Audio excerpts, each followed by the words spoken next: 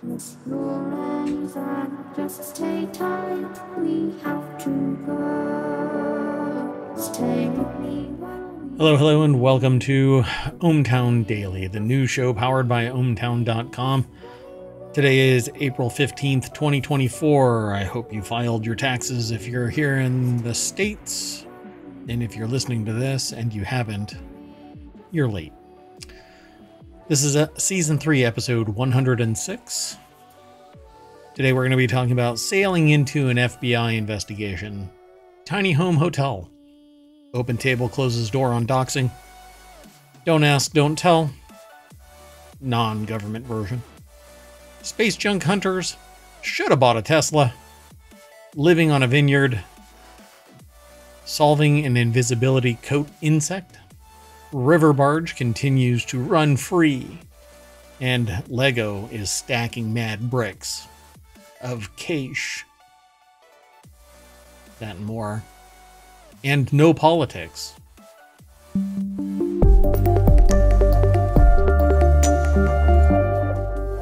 Anyway, I'm a little snarky about that because I keep getting dinged for having political stuff and I don't even talk about it. Anyway. So, we have 10 articles all set up, ready to go, and that means we need to get going. The very first article... Oh, wait. I'm sorry. I'm being reminded that I'm already failing at my duties. I am Mayor Watt. All around me is the sentient AI. Good evening, ohmTown citizens. And over there is a bunch of news that, because it has something to do with, I don't know, society, it's not allowed. So Can't have that. So we rely on you to go tell friends, hey, you should go and listen to this show. You should go and watch it here on twitch.tv/ohmTown. Go over to YouTube, youtube.com/ohmTown. There's even a TikTok, and there's a Discord, and there's a Patreon, and at some point there's a formerly known as Twitter account too, but I will not partake. Did I say Discord too? Yeah, there's a Discord. I think so. Anyway, did I already do the intro? Let's get into the first article. Alrighty. So the first article is over in the Mobile channel. The Baltimore Bridge collapse is now an FBI matter. That's right. I guess there's maybe a possible criminal investigation. The FBI has opened a criminal investigation into the collapse of the Francis Scott Key Bridge, a key commuter bridge in Maryland, right outside of Baltimore, that was struck by a cargo vessel several weeks ago and subsequently collapsed. Dun dun dun. The article's over at qz.com, aka Quartz. Lucas Ropek. I mean, what do they think is happening here? Do they think somebody was sabotage beyond negligent or something, or something intentional? Yeah, maybe. Lucas Ropek over at Gizmodo put the article together. I mean, can you imagine if somebody, because this is the first of two that we know about where an engine failed.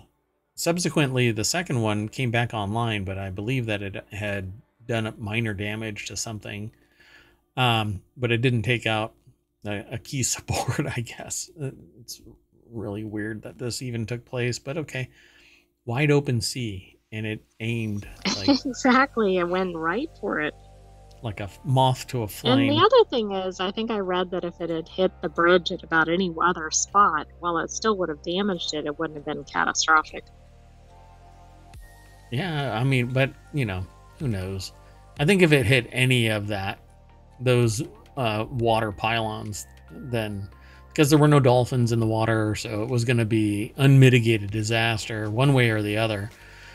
The only good thing is that somebody actually did some semblance of a warning and lowered the number of possible fatalities dramatically. Unfortunately, lives were lost, but the Baltimore Bridge collapse is now an FBI matter.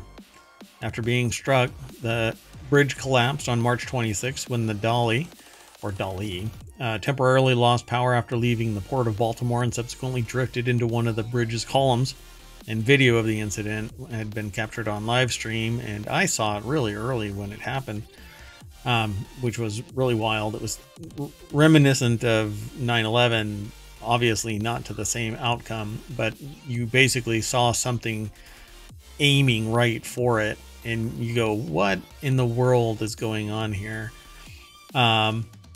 Prior to the FBI's involvement, the incident had already been under investigation by the National Transportation Safety Board. CNN had previously reported that the NTSB's investigation was focused on Hyundai-based equipment in the Dolly's engine room.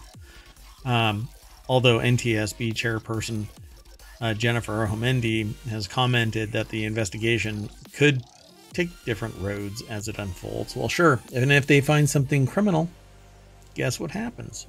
It goes to the FBI.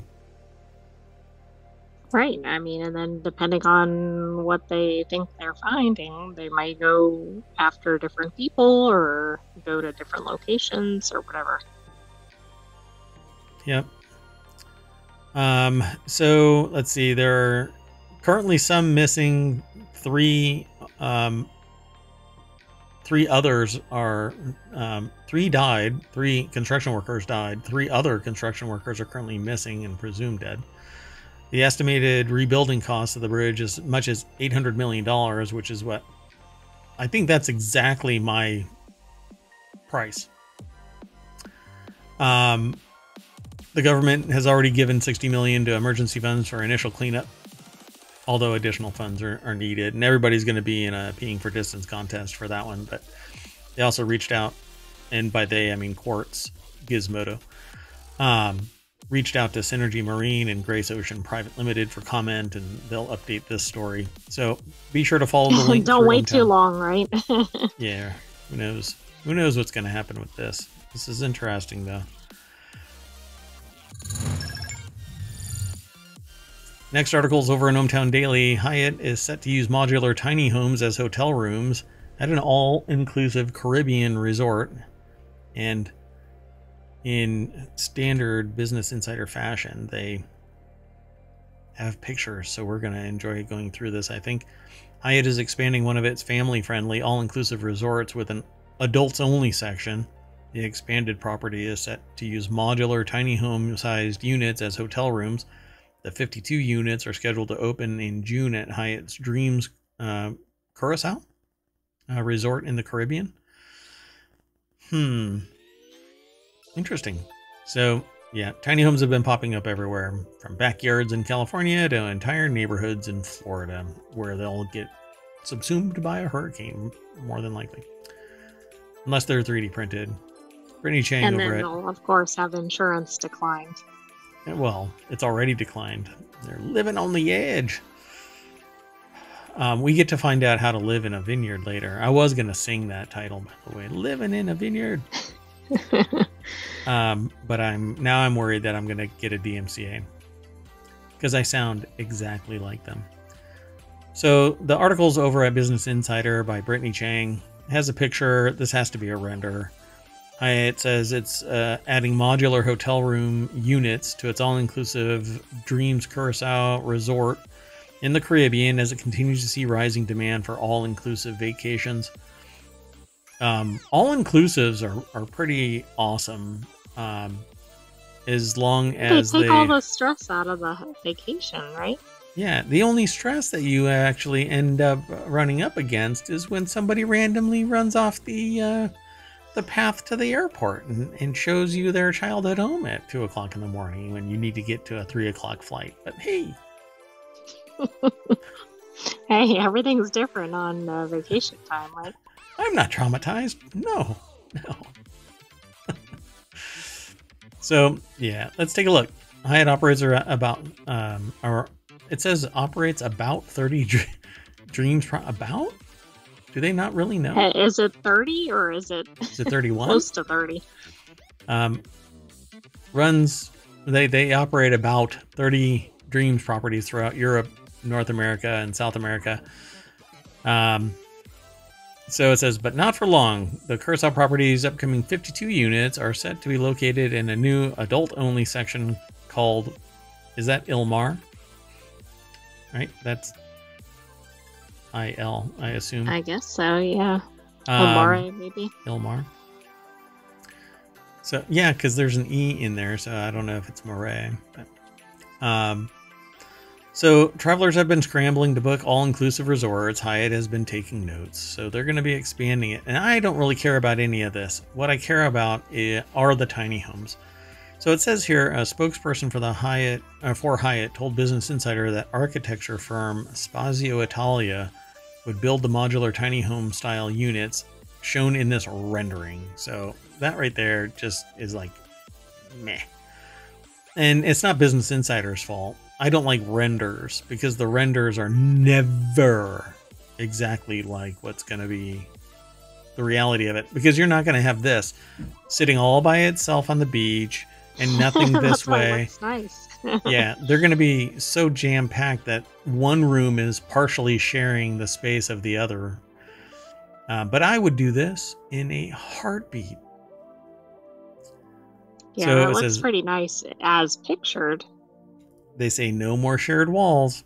No more opening a hotel room door to a hallway shared with other guests. The upcoming tiny home-like modular units would instead open to the beach. Okay, that's brilliant if that's actually executed like that. Yep. Of course, it's going to be very pricey, right? Because they can't jam as many rooms in. Well, yeah. Yeah, it's going to be more expensive. And they can't go vertical with ease. They have to do special plumbing and all of that kind of stuff, too.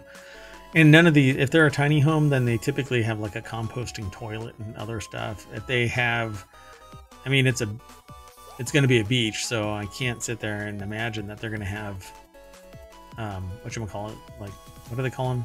Cesspools or... sewage? Yeah. Not sewage. Yeah, sewer.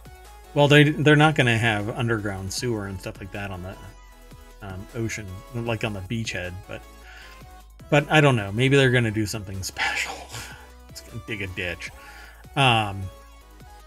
So the beachfront fiberglass dwellings will fall on the smaller end of either 377 square feet or 436 square feet, depending on the room category. Both sizes will still be able to fit a king bed, a dual vanity bathroom, and a furnished terrace for guests to soak in the beach views. This I would just love. This is got to be another render. Yeah. And this is more like what I would suspect that they're going to be like, you know, like arms. Mm-hmm. You spread your arms out like this and you're, yeah, you're punching the sides of each, and they're going to be fiberglass. So you bet your bippy you're going to be hearing every beep, fart, and whistle that takes place in the rooms next to you. Maybe a room over and the next room over, you know. People are going to be playing that game Telephone. Or where they go like this. Did you just say SOS? Yeah, there's a storm coming. No. I mean, but you'll also get maybe some sounds of the wind or the waves, so maybe it'll kind of muffle some of that. And if a storm comes and you leave the windows up, it acts as a flotation device when you flip it over. Exactly. Hyatt already has a stronghold on the island. It's all-inclusive sunscape and zoetry. There's zoetry. Brands have also have resorts on Curacao. I don't know. This seems like it's pretty awesome. On the first weekend of September, rates for one night and 2 guests at Zoetry Curacao, a 10-minute walk from Dreams, comes in at around $580 US dollars. A 20-minute drive away, Sunscape hovers close to $290. So maybe this is going to be in between. But these are not those tiny home rooms. These, I'm willing to bet that they're going to be at least $1,000. Oh, look, yeah. So Dream's traditional hotel room falls in the middle at about $350, which is what I just said. And however, the upcoming oceanfront modular cabins would start at $1,060. So I can almost be the business manager for this. Hey, if you're looking for a strategic management consultant, anyway. Who has an on-site room, right? No, never mind. Anyway, so competitor Hilton also has 2 all-inclusive waterfront properties in the same place, starting at $430 for that same weekend. But the thing they're not saying is the tiny home prices. They're estimating that they're going to be $1,060. So the 52 would mark Hyatt's first deployment of modular units at an all-inclusive resort. The Mo Living unit that they're going to talk about here, that looks awesome for a little tiny home on a hill. Here, let me, oh, I'm already zoomed in. I don't know. Yeah. Okay. So startups looks like like European. a nice setting, but it's also a rendering. Yeah. You know, renderings can be whatever the hell you want them to be. Look, fairies. No. Look at the Detroit Hollywood sign. Yeah. Oh, nice callback. Yeah. Okay, you're gonna have to go back if you're listening to this. You're gonna have to go back and look for the Detroit sign that cost $400,000. They expected building sized, and they got 8 feet. Nobody wants to ever have somebody point and go, it's pretty small. So the property known as Hurley House is slated to open this year, although it's already been delayed by 2 years. This is the Mo Living sell high-end modular tiny home hotel rooms. The latter plans to launch its own modular resort about 2 hours outside of New York City, but it's been delayed, and who knows if it's going to actually open this year. For the most part, hotel giants like Hyatt, Hilton, Marriott have yet to cash in on the factory-made tiny dwelling boom. I would love to have a tiny home, but what I really, really want, I want fully functional plumbing. I do not want a composting toilet. No, I don't think that really adds to the stress-free experience. Yeah, you want stress. Tell Mayor Watt that he has to go and deal with the composting toilet. At 2 in the morning. At 2 in the morning. Oh, yeah. Oh, you know what? I would rather just take that side in a trip. hailstorm. What is this? You know, the 1800s? No. I am not traveling from the East Coast to the West Coast and forging my own path. It does involving sound a my bit toilet. like Oregon Trail or whatever. Yeah. You know what happens on the Oregon Trail? You die of dysentery. You know, I should get rid of these transitions. They're really bumming me out. They take a long time. How do you all feel about that? Do you want me to get rid of the transitions and just go through the articles and just go, hey, look, here's the next one? My production value is pretty... yeah, pretty mid anyway.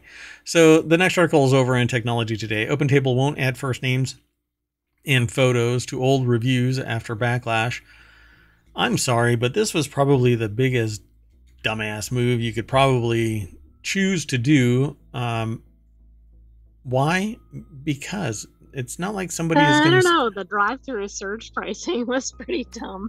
Oh, right. Yeah, that's pretty dumb. But that's dumb in a different level, right? Like, surge pricing is idiot freaking out. Oh my God. It might as well be Dystopian 101, the book, the training manual right there. Hey, let's do this. Are you dumb? It's so goofy, surge pricing for food. Idiots. So, I'm sorry, my soapbox and my filter is way turned down low. I mean, the soapbox is high and my filter is low. Mainly because I'm really irritated by certain things, and surge pricing is one of them. It's dystopian. And then doxing everybody on OpenTable. The only people that wouldn't fall victim to this are people who kind of expected OpenTable to do something stupid and had already loaded in fake names and fake photos. But everybody that was operating good faith, right? Like so much. Is losing out. Yeah. They get doxed. You know, I don't want my first name and a photo that verifies who I am. Why? Okay, fine. First name, you don't know who I am. But if you can sit there and do a reverse image search for me as an image and you find out my name, my first name, you might as well identify my last name and give people my blood type. Yeah, I agree. And also, if you live in a small area, I mean, there's only so many people that, and particularly if you had a unique name or something, Right. I think even that's a problem. Yeah, Kevin, looking at you. Anyway, so OpenTable has reversed its decision to show members first names and profile pictures in the past anonymous reviews after receiving backlash from members who felt that it was a breach of privacy. You know what they need to do is they don't turn it on. They allow it to be a voluntary activation. There is one website that I'm on that the moment you put a profile picture on there, you cannot get rid of it unless you upload another profile picture. And I hate that. Let me delete it. But they don't do it. Exactly. I have to put something up there. So I'm just going to put up a completely black Like image. a picture of a white page or a black page of a or moose something. or something. Yeah, it doesn't matter. But I don't like the idea of being able to dox me. You get to know who I am without me knowing who you are. The whole of the internet knows who a person is if they leave a review and it's pissy or whatever and somebody takes offense of it, they can come out of the woodwork. Right? Well, plus, if you want legitimate reviews, you probably don't want to require names next to them. Right. There's a certain level of anonymity that empowers people to speak out against something that might be negative, particularly in a small community. But in fact, even there, you run across something where the person knows who you are in your review because of the tone of your review, the words used, and the fact that you expressed it directly to them in person. Because I've seen this, where somebody leaves a negative review and the owner of the business goes, "Look, I know who you are, Kevin," and they name them right then and there. And that blew me away. Super specific or something. Yeah. And it's all because they said something publicly in person and then wrote the review, and they were able to remove the anonymity. So anyway, Lawrence Abrams over at Bleeping Computer put the article together. There is no deck statement, but we had talked about it previously because others had been reporting about it. OpenTable was going to just arbitrarily publish the first names and the profile pictures of older accounts that hadn't done that yet. Newer accounts have the ability to, but older accounts were going to get the switch flipped automatically. Right, and it's like, why does anybody think that's a good idea or that everybody wants that? Yeah. And it says, to increase transparency on a go-forward basis only, we will no longer be supporting anonymous restaurant reviews, which I don't like that because it's like whistleblower laws. You want to protect the people who have valid complaints. If the restaurant speaks out and says, "Look, this never took place," it's literally liable now at this point, because you can't sit there and defame an entity or a person. And in many cases, it's one and the same. So if you sit there and say, this restaurant gave me food poisoning or whatever, they have the potential to hire a law firm to decloak that reviewer.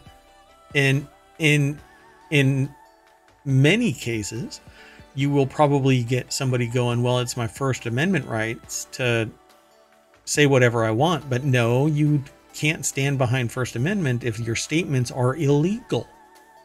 Even if it's a civil action, it's still it's still not a crime, but it's still a civil action. I can take you to court for libel or slander, depending on if it's in print or spoken. In public posts, it's written. So you're going to end up in a courtroom at some point if somebody decides to, leverage the court. And I can imagine that this happens from time to time, and it just doesn't get spoken about, really. But this, you're exposing people to potential harm and like real world blowback because they say something negative about a positive space, right? Something that's perceived as awesome. I really don't like Five Guys. Well, people can take exception to that And because they know my face, they know my first name, they can track me down. Not everybody's prepared to deal with it. So, yeah. At least they put a pause on this, right? But I guess the question is what's around the corner. Well, they're no longer supporting anonymous restaurant reviews. So anybody who wants to do one is going to have to decloak. I think it's dumb. So anyway, OpenTable is going to lose everybody who wants to leave a review, and it's going to become a meaningless app for reviews. People will default to something else like Reddit or some other social network where the cloak remains. Internet anonymity is part and parcel to the existence of the internet. Oh, did you want to say? Yeah, that's true. I mean, you're only going to put out like a positive review if you have your name attached to it, which then means it's going to skew the results. And while most of the negative reviews hopefully earn something involving like health and safety or something significant, maybe it's just that somebody doesn't like something, at some point that's causing a bigger problem, that they're not putting word out that, you know, somebody gave them uncooked meat or whatever it was. But so I think that's a bad practice. And it's really suggesting we don't actually want authentic reviews. And what they really want, what they're trying to do here is, by removing the anonymity element of it, they're trying to negate the negative. Because the negative reviews get blowback from the people who believe that the property is great. The negative, the naysayers are going to be doomed to be and pushed back under a rock. Except that they are the ones... Even though it could be authentic, right? It could be authentic, yeah. Just like the ones that are championing the positive reviews could be fraudulent too. They just want to be part of the in group. And if you ever want to know how this works, first off, take sociology classes. But secondly, just go do a search for a TED Talk called How to Start a Movement. Really straightforward. It's an older video, but you'll get the message, right? When one person speaks out, a follower comes along and says, you know what? It happened to me too. And then the second one comes because the first follower says, you know what? I'm like you. You should tell your friends that we are together in unison talking about this bad experience. And then 15 more come out of the woodwork. And then the whole freaking parade forms and everyone is in unison saying that this place is bad. You know, It's the equivalent of canceling, but that's what, and that's even a dumb thing, because canceling is basically people getting sick and tired of your shit, whatever it is. Right. They're the negative reviewers, basically. But in the movement thing, it's the second person, not the first person, that really tips it. Yep. The first person is the one that has the stones to stand up and say, I'm going to say what needs to be said. Unfortunately, lunatics sometimes form around that too. So let's keep going though. This is an interesting article, but we have to keep going. All of this combined is what's amazing, right? So I merge together society, technology, business, society, and technology. And this is, technically it's science, but science, technology, and society. I merge those three together, and this is business, society, and technology through and through. Not this article, the last one. Anyway, this next article is over in Hatch Ideas. Boeing employees use of safety concern service up 500% after panel blowout. This is interesting because that completely connects to the how to create a movement, right? Yep. Everybody is tired of basically being told, no, you can't say anything. And people are saying something. So a sort of movement is forming. And it's going to be really tough to silence all of these people. An internal service for Boeing employees to raise safety and quality concerns has exploded this year, an executive claimed after a whistleblower said he endured retaliation for speaking up.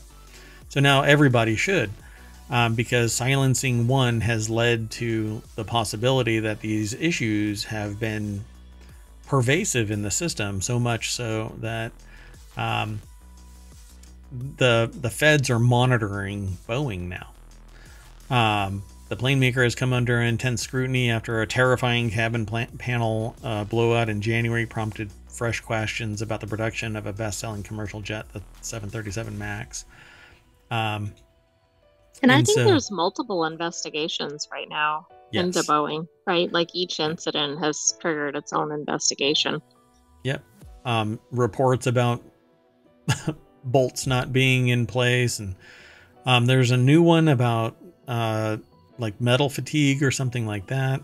Like things weren't adequately kind of put together, and it said that the person witnessed people like jumping up and down to get the pieces to fit, essentially. Gotcha. Yeah, that's what I really want to. Oh my goodness, that's what I want to hear. So the article is by Callum Jones over at theguardian.com. In a briefing on Monday, Lisa Fall, a vice president at Boeing who previously oversaw quality on the 787 production line, told reporters that the number of employees using Speak Up, an online portal for workers to confidentially flag safety and quality concerns, had surged in recent months. Okay, quote, "This is what we want," Fall said, describing how Boeing had tried to make it easier for staff to use the system and make sure their messages were distributed to the right executives for review. Okay, well, as long as none of them end up apparently in a truck in a parking lot of a hotel, I guess it's fine, right? Should I just leave that alone? Yeah, I think so. I mean, but it's interesting too, because that's part of the problem with some of these reporting systems is it's potentially going to the very people that might not necessarily want to address it or divulge it. I'm not saying Boeing in general, but some of these internal reporting mechanisms. Right. Yeah, so it says, while the company claims retaliation against whistleblowers is not tolerated, Salapur says that that's what he faced before going public last week. He claims that sections of the 787 Dreamliner's fuselage could break apart mid-flight after thousands of trips, describing in interviews with the New York Times how sections had been improperly fastened together. And that's what we were talking about just moments ago. Yeah, literally saw people jumping on the pieces of the airplane to get them to align, which may or may not actually be bad. If the torque and tension is the right way, then it's not going to affect the materials, the metallurgy. But if it is so strained that it's constantly in a twisted fashion, it's going to pull itself apart under additional strain. So what I want is everything to be laser freaking perfect. I mean, it reminds you of like a door that doesn't fit in a door frame, right? I mean, if they force it into the wrong shape, it's not going to function correctly. And of course, that's a low risk compared to something that's hurtling through the sky. Well, I don't know about you, but I tear down an entire house because that door isn't straight. So I end up getting the door straight by rebuilding everything from scratch. Okay, well, let's keep going. The next article is over in the Mobile channel. Space junk hunters are trying to catch a spent rocket stage from 2009. A Japanese mission to stalk, capture, and hurl space junk into the atmosphere is progressing rather nicely. The orbital garbage truck recently completed the rendezvous phase, parking next to the second stage rocket that's been aimlessly zipping around Earth since 2009. This is amazing because we were just talking about this. Yes, exactly. What we need is a garbage scowl up there pushing stuff down into orbit. That's You literally just my said quote. something like a show ago, and you've said it before, I think. Isn't that amazing? Passant Rabi Yeah. over at Gizmodo put the article together. It's published at Quartz or QZ.com. The deck statement says Astroscale satellite parked itself next to an old rocket, aiming to capture the wayward junk and fling it towards a fiery death, ultimately landing in a Floridian's living room. I don't know if you've caught the last few articles in ohmTown. No, wait, oh no. More? Well, there's just an update on that. Oh, really? Oh. I put it in for tomorrow. Oh, right on. That's awesome. Okay, so we'll talk about it tomorrow. Astroscale's Address J mission successfully rendezvoused with a second stage H-2A rocket coming to within several hundred kilometers of the Wayward project. The Tokyo-based Wayward object. Coming to within several hundred kilometers of the Wayward object. But if it's successfully rendezvoused, I guess that's close enough. Several hundred kilometers? I guess it doesn't sound like a successful rendezvous. They make it sound like they're this close. Like, you know, hey, when a big satellite like this and a second stage rocket like that meet in space, you end up with a Mini Cooper.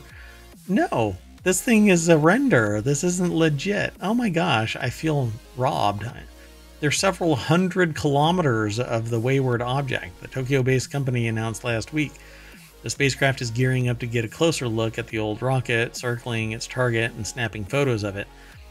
They literally need to make it so that it can, like, poot a little jet down at it and it'll just clamp a little rocket on. Like the claw grabber from the arcade machines or something. Yeah. Or that there was that prosthetic that we saw. And not a prosthetic, it was VR, right? It had the grabber. Yeah, well, what they really need is something that has like super glue on it, and it's a rocket, and they just place it right on it, activate it remotely, and it just shoots it down into orbit, and then let gravity do the rest. That could be interesting, but it could go awry if there was an alien zipping by or something and it got super glued to it. Stop. No.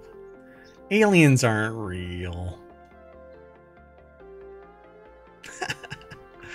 More than 27,000 pieces of orbital debris are currently being tracked by the Department of Defense's Global Space Surveillance Network, with lots of smaller pieces also floating around undetected.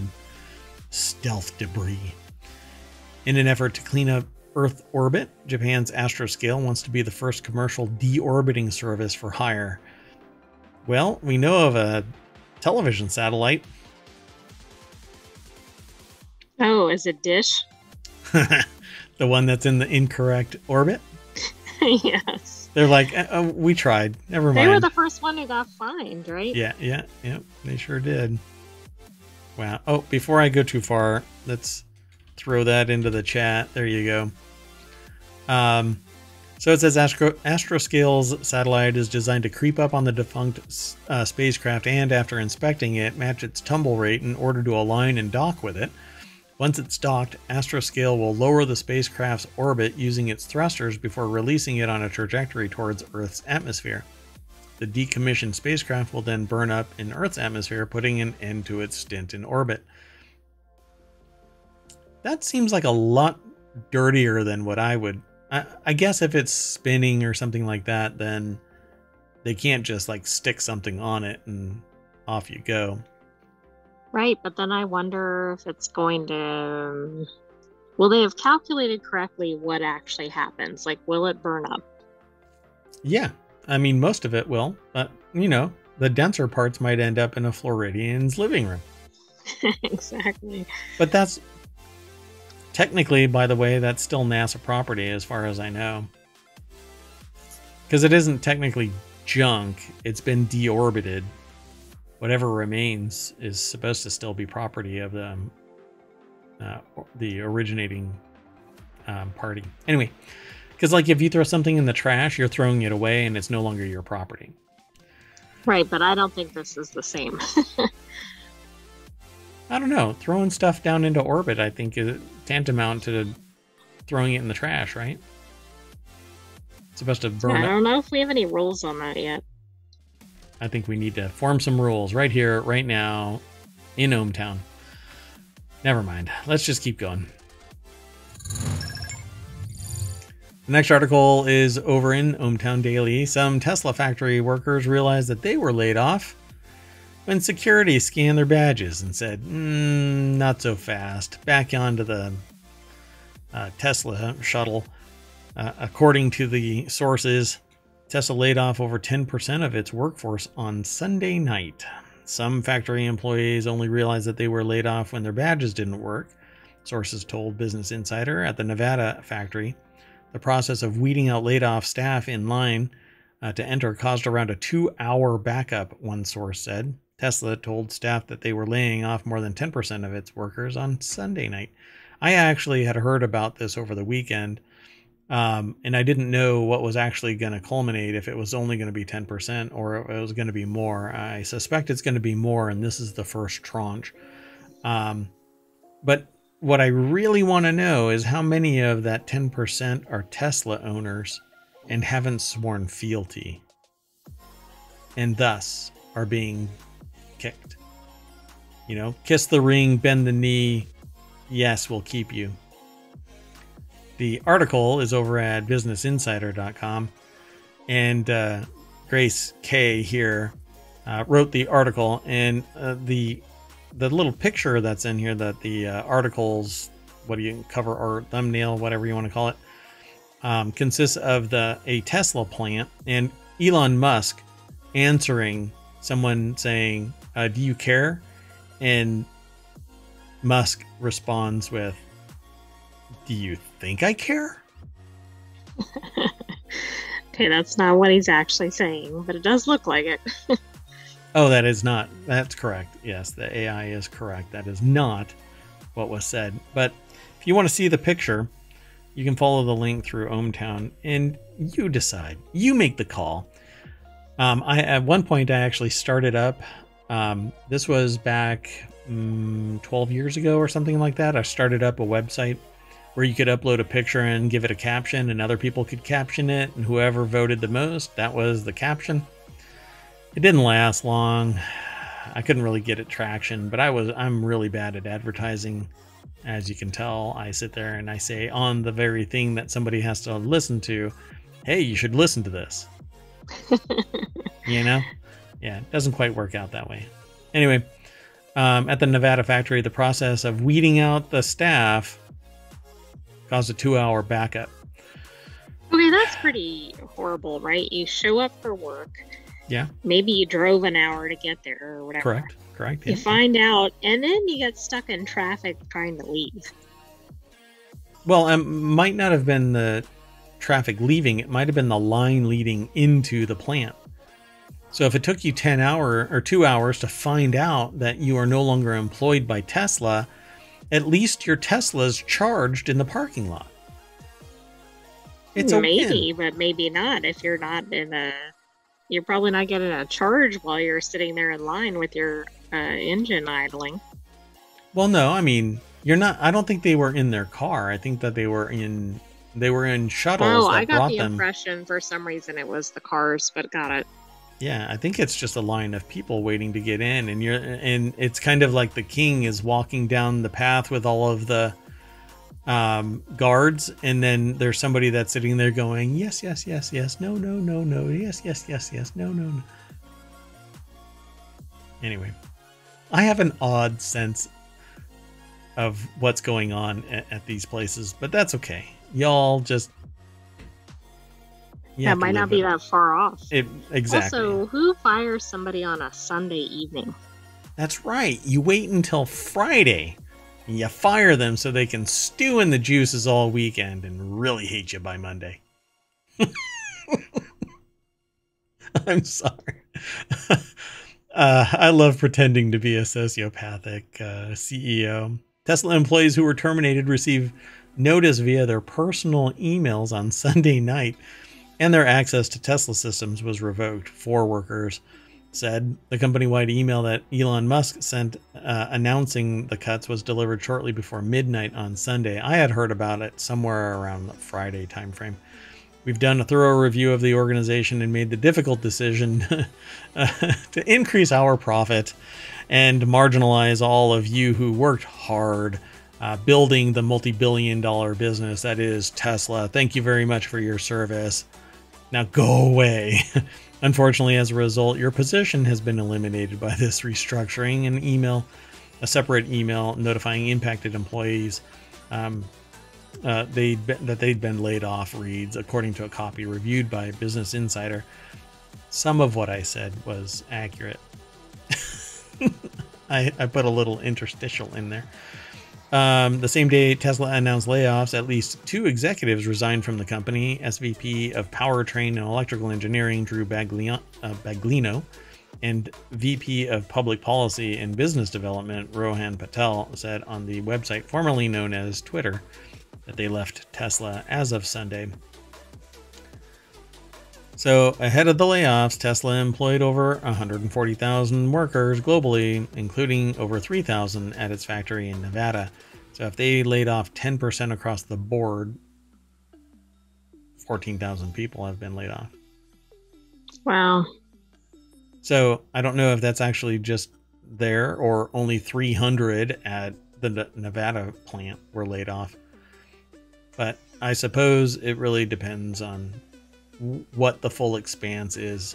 It just says that Tesla has said that it was laying off more than 10% of its workforce Sunday night.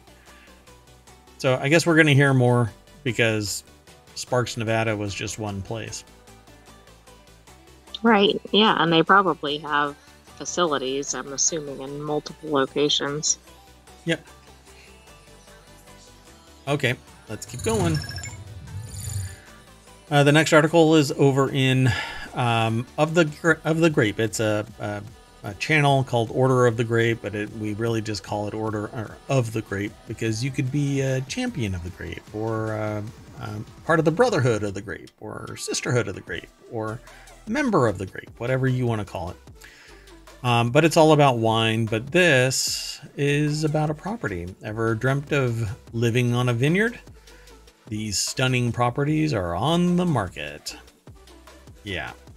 I know a couple of members of ohmTown that are probably willing to move to a vineyard right now. We've all dreamed of running away to a remote mansion in wine country and spending our days sipping rosé. Rosé? No. Among the vines, right? I'll take rosé, sure. Hard reds are just no. You know, dry reds are really too much for me.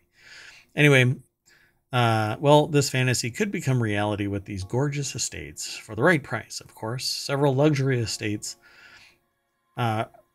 already equipped with rows of vineyards just hit the market in California and beyond. So, yeah, I really doubt that these are going to be inexpensive in any way, shape, or form. So let's go over to vinepair.com. Hannah Staub is the author. Sotheby's International Realty is the photography that is submitted here. So let's see what these are. For only $1.25 million, a home in Texas, which actually looks surprisingly understated for a vineyard, but maybe it's just a baby vineyard, you know, not really that big. It's a 3,220 square foot home in College Station, Texas, and was built in 1993 in a farmhouse style on the nearby Brazos River. So the total property is 10.5 acres, 3 of which are vineyards originally planted in 1998. It says there aren't enough vines to start a full-fledged winery. Those looking to start winemaking as a hobby or small batch endeavor will feel perfectly at home on this land. 1.25 million. Time to move to Texas. Not too bad for having a vineyard, but I guess since you can't really set up a winery, but it depends on what you want to do with it, I suppose. No, you can do small batch. You just have to create the right chemistry and it'll blow up. Maybe literally. Anyway, 9.4 million in Sonoma Estate with really? So that seems Syrah? Really low for that location. So let's see, how big is it? So fans of Syrah, it's time to look for a book of viewing of the stunning estate in Sonoma wine country. The stylish 5-bedroom home boasts an outdoor pool, a bocce ball court, a barn, 2 guest cottages, and a 2-acre Syrah vineyard. Its ideal location near the region's esteemed wine estates make it the perfect place to enjoy the surrounding wine country. I bet you all of the people that are not in Syrah are sitting there going, oh, it's them over there. Exactly. Yeah. I don't know. They don't really say anything about the property in the description, but there are links. All of these apparently are from Sotheby. Whoa, 10.5 million do-it-yourself property in California's Central Coast. Just how much money and water is going to have to go into this? Yeah, that's exactly it.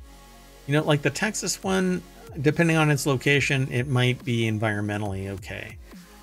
California, that's a tough call. Central Coast? This looks, well, let's just say it looks dry. 281 acre property on the San Luis Obispo coast. Oof. Is the ultimate opportunity. The land includes 74 acres of vineyards, 67 acres of lemon groves. Also just 5 miles from downtown San Luis Obispo, and a short golf cart ride away from the local country club. 10.5 million. There you For go. that amount of property, that's probably a really good deal in that location, but it doesn't have any developed property on it. Like, it doesn't have a house or anything. It holds entitlements for 2 custom homes and 1 accessory dwelling. Okay, never mind. Yes, but that increases the price. Just break off portions of it and sell the land. Just pick who it is that you're going to get. You know, just don't give it to the manure factory. Yeah. All right. Let's keep going. The next article is over in ohmTown Daily. Scientists solved the 70-year-old mystery of an insect's invisibility coat that can manipulate light. The article says leafhoppers are the only species that secrete brochosomes, rare nanoparticles with invisibility properties. But for the first time, the group of scientists has created their own synthetic brochosomes. They hope their brochosomes will... How many times can you say brochosomes in one paragraph? They hope that their brochosomes... Oh, I quit. Yeah, I'm leaving. So they hope their brochosomes will one day be used for invisibility cloaking devices and other technologies. Yikes. That's exact... Oh, we've talked about this in a different way. Yes, we have, but it was a different article. Yeah, so the article is over in Business Insider. Ellen Lapointe is the author of this. Let me grab that article. I don't know, maybe they've distilled it down, because where we spoke of it, I believe it was a deeper science. It was very tech heavy, yes. Yeah. So the moment that I saw this, I realized exactly what was going on, and it's not so much invisibility as it's absorbing light, so it doesn't reflect anything. And it's because of these buckyball-like structures. They're hollow, though, so light goes in but doesn't come out. It's quite fascinating that biologically they're produced. This isn't... It looks like something genetically modified to be, you know, formed into this buckyball kind of a... This looks like genetic manipulation, not natural, but it's definitely a natural occurrence, apparently. Leafhoppers. And it's odd that it's the only species that does that. I mean, you'd think... I mean, what made them so unique? You know, did they branch off from other species because of some environmental issue or wherever they're located? Yeah, so I'm really curious about what they spawn from, but we never took the time to actually do any background check on what these leafhoppers are. But they look like cicadas, like from that line. So, they even use the words that I use. Brochosomes are buckyball-shaped hollow nanoparticles covered in holes, known as through holes, and they basically look like a soccer ball, but hollow, with every other space removed. It's just an amazing piece of just the frame for the soccer ball. And did you say cicada? Yeah. Yeah, they're part of the order Cicadomorpha. Gotcha. Yeah, So they look there's a like it. connection. They have the same eyes and body structure. So it says the only place in the world where you can find naturally occurring brachiosomes is on the back of a leafhopper, a common backyard insect. Their brachiosom coats were first discovered in the 50s, and they probably helped them blend into their surroundings. Scientists aren't sure why leafhoppers secrete and cover themselves in brachiosomes. Until now, they didn't even understand the purpose of the nanoparticles' intricate geometry. And they say this is really the first study to understand how the brachiosome's complex geometry interacts with light. Yeah, let's see. The article, they linked to another 3D, a 3D print article from Relativity Space that's linked over at Business Insider. But yeah, they basically created these as well. So these tiny 3D printed brachiosomes. These aren't them though. These are the actual brachiosomes. So yeah, from the leaftopper. Yeah, and so like I said, this other article that we were talking about, the moment I saw this, I said, "Oh, these are kind of like carbon nanotubes. Light goes in but can't get back out. It gets deflected, and that's what happens with this." The only point that is going to come out light-wise is stuff that hits the edges of this. Everything else gets bounced around inside trap.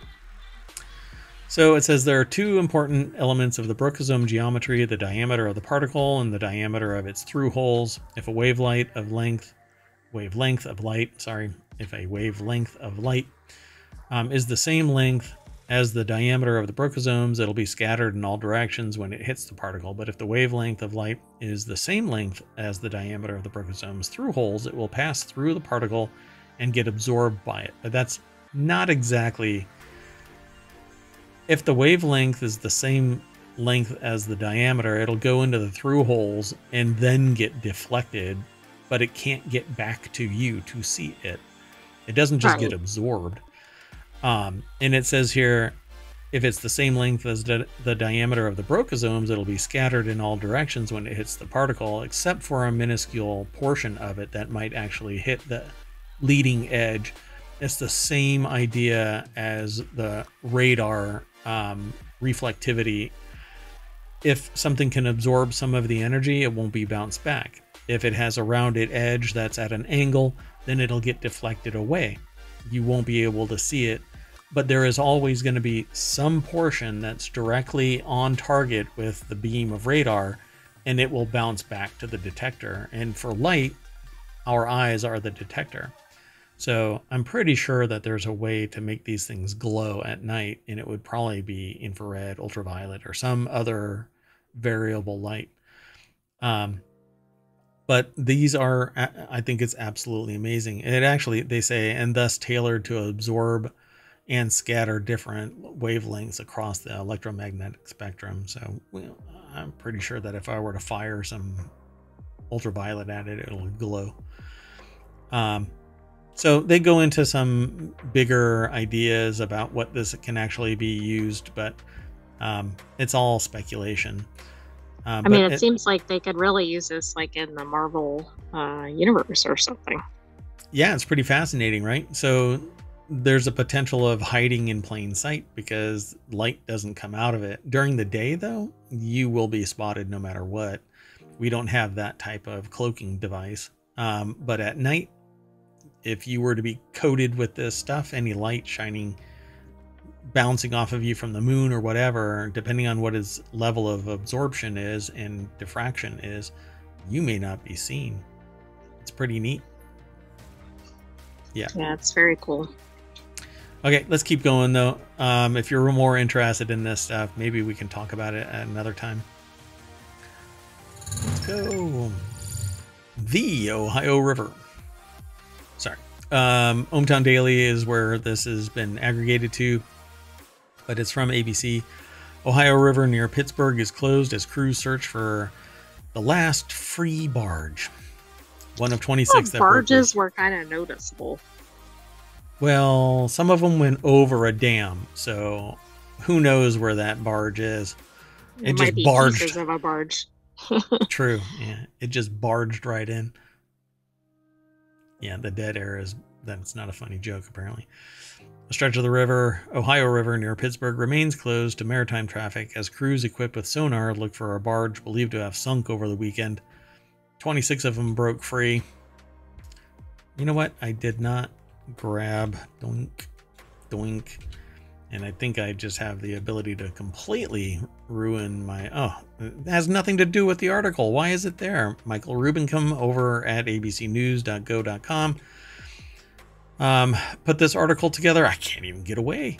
Anyway, the U.S. Coast Guard launched an investigation. Please watch this video. I've scrolled below the fold and I still can't even get away from some damn court reporter that's, or court, reporter that's doing a damn sketch of what's going on in a courtroom right now. Anyway, Coast Guard investigators were looking at high water as a possible cause or factor for this barge array. 26 of them breaking free, yearning to be free. I will not be held down, and they broke their bonds and sailed off down the Ohio River with, I think, 6 of them going over a local dam. And it said high water can pose a risk for tide barges, which occasionally yearn to be free and break loose, particularly at, I guess, on the Ohio River, said Alan Nogi, Operations Project Manager of Locks and Dams at the U.S. Army Corps of Engineers, Pittsburgh District. So, is this as simple as like there's a rope around a pylon or something, but the water level causes it to go above where it's tied, and so it just comes free, or is it something more significant? Oh, okay. Yeah, no individual anchorage. They're just tied to some pylon somewhere, and then it could be rough waters causes it to break, or it could lift off, or either way, no matter what the excuse is, it was improperly tied down. It had to have been, otherwise they wouldn't have broke free under any circumstances. Now, natural disasters can happen, like it breaks because of just outright strain on the material, exceeding its strength limits. But somebody had to have sat there in their office and said, you know, the water is rising. We should probably investigate if everything is moored properly. And they don't have any anchorages, so they're not dropping an anchor for each barge, because that would have allowed each individual barge to prevent itself from escaping downriver. But the moment that one broke free, it created enough strain for the rest to come free, apparently. Created hoopla, and they all wanted to join in. Yeah. And join a movement. This is literally peer pressure. We're optimistic we'll be able to locate where that barge is today or tomorrow, maybe the next day, maybe a week from now. Anyway, we'll talk about it later, said Jolie. They didn't say that verbatim, but anyway, Jolie of Coast Guard said on Monday, we think we are very fortunate. At least they didn't say we're confident that we'll find it today or tomorrow. Yeah, they were optimistic, not confident. They were like, maybe. The only good thing is, the real question is, though, how are they securing the rescued barges? Probably the same way. Yeah. So, let's see here. The runaway barges were owned and operated by Campbell Transportation Company. Campbell Transportation Co. Company. That's a period. Okay, so they're operated by Campbell Transportation Company, and the company officials were on us. Okay, y'all don't realize. It was confusing as it was written. The sentient AI from the future that is my co-host is sitting there doing what they don't have a body or a camera or anything. They only have data. And so I'm getting the representation in data form akin to this. Move the hell on. No, it was stop, start. Oh. I'm sorry. Yeah. So the barges wrecked dozens of boat slips at the Branchport Boat Club. I immediately go to there's a movie where a police it's either a police officer or this really rich guy says, "Are you the one who wrecked the buffet?"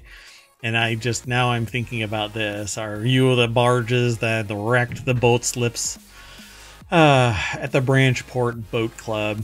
It says it's like losing a member of the family. Now we won't be able to open for business this year, says club manager Tony Ravita, who told the Tribune Review, which that really sucks. And somebody is, and by somebody I mean there's an entity out there that is culpable for these losses, because their barges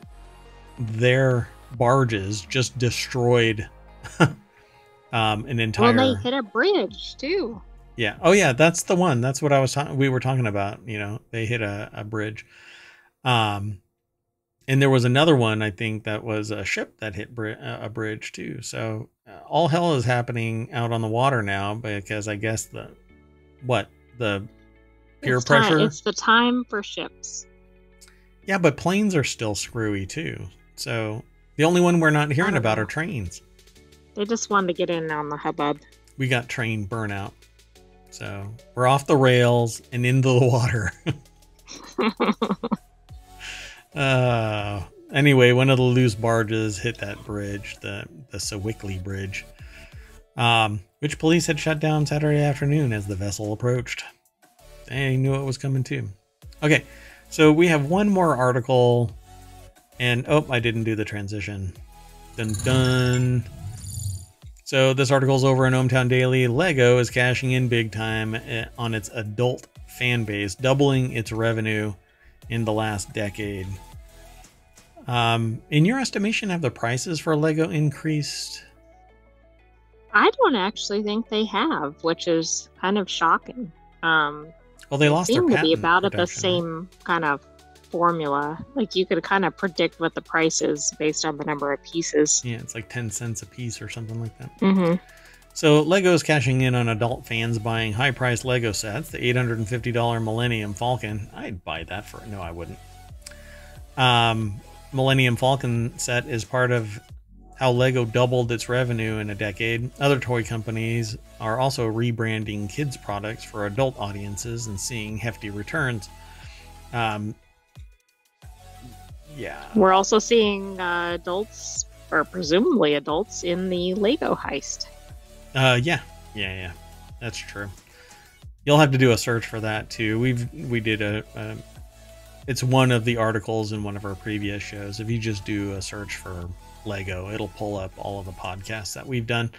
Well, all of the shows that we've done, which are also podcasts and YouTube videos. And for 60 days here on Twitch, they're in the VOD library. But day 61, we dragged that last one, that oldest one out there. Don't want to wait and listen at that time. Yeah. You gotta be quick. So anyway, they set it loose like a barge on the Ohio River. Anyway, so the article is over at Business Insider. Katie Belovic is the author. And it says here that some are dishing out $850 or more for Star Wars Millennium Falcon, $700 for the, Liber Crawler Crane? I guess that's... I don't know what that is. Is that from Star Wars? No, that's a big... just a construction crane set kind of thing. Yeah. We don't buy every new set that comes out. 38-year-old collector Johnny Edmondson told the Wall Street Journal, "We've got to eat." See, the problem is, though, collector. If they build it and they don't play with it, or they leave it in the box, I think it's really just... it's a shame, because children should be enjoying these things and using them for what they are.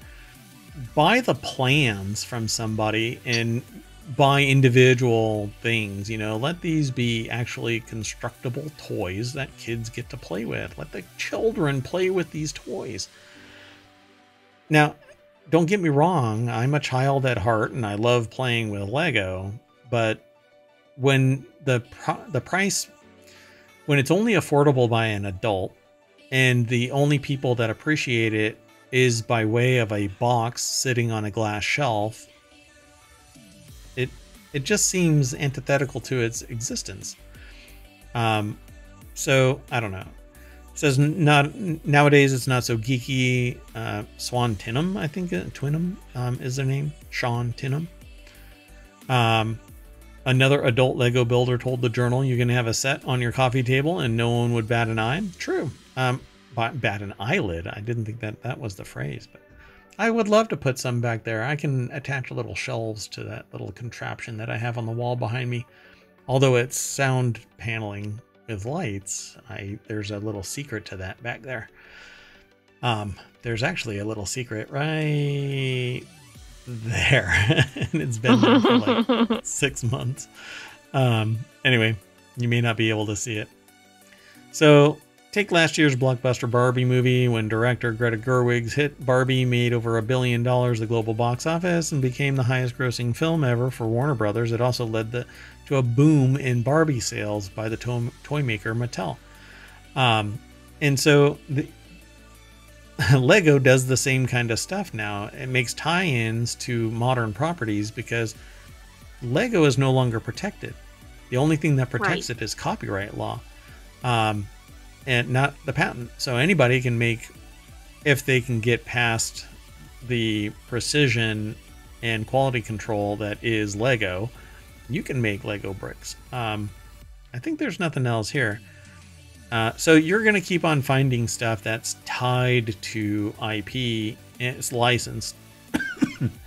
I'm waiting for the NFL and Lego to tie together to make Oh wow, that would NFL be quite Lego the collaboration. Teams. Yeah, They Lego could make stadiums. entire stadiums, right? Think about that's a whole line right there.